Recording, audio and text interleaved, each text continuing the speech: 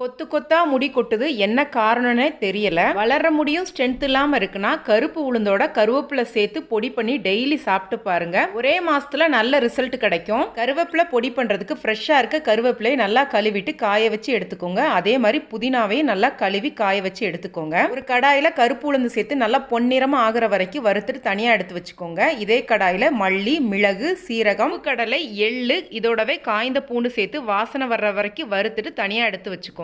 இதே கடாயில காய வச்சிருக்க கருவேப்பிலையும் புதினாவையும் வறுத்துட்டு இது எல்லாமே ஆறுனதுக்கு அப்புறமா மிக்ஸி ஜார்ல சேர்த்து கூடவே பெருங்காயமும் ட்ரை மேங்கோ பவுடரும் சேர்த்து அரைச்சி எடுத்துட்டீங்கன்னா டேஸ்டியான கருவேப்பிலை பொடி தயாராயிருச்சு. இதை நீங்க தோசை மாவுல சேர்த்து தோசையாவும் சுட்டுக்கலாம், சாதத்துல சேர்த்து கருவேப்பிலை சாதமாவும் ரெடி பண்ணிக்கலாம். நான் பாத்தீங்கன்னா இதை எல்லா பொரியலையும் 1/2 டீஸ்பூன் சேர்த்துருவேன். கருவேப்பிலை சாப்பிடாத குழந்தைங்களை இந்த மாதிரி ட்ரை பண்ணுங்க, கண்டிப்பா விரும்பி சாப்பிடுவாங்க. அதனால இவ்வளோ ப்ராசஸ் பண்ணி இந்த பொடி ரெடி பண்ண முடியாதுன்னு நினைக்கிறவங்களுக்கு நம்ம ஃபிட் அண்ட் ஃபுட் தமிழ் இதே மெத்தட்ல டேஸ்டியா கருவேப்பிலை பொடி ரெடி பண்ணி கொடுத்துக்கிட்டு இருக்காங்க. அவங்களோட வெப்சைட் டீட்டெயில் வாட்ஸ்அப் நம்பரும் ஸ்க்ரீனில் கொடுத்துருக்கேன். விருப்பப்படுறவங்க செக் பண்ணி